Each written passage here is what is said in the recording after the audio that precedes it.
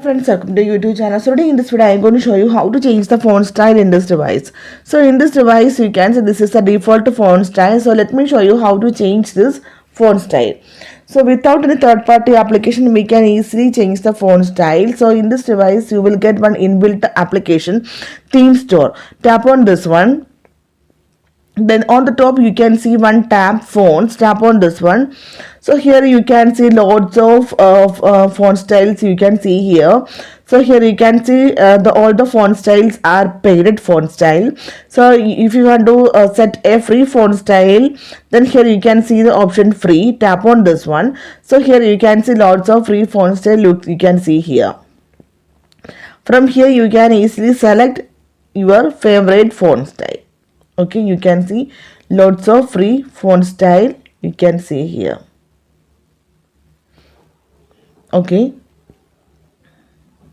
so here I am going to select this font style, this one.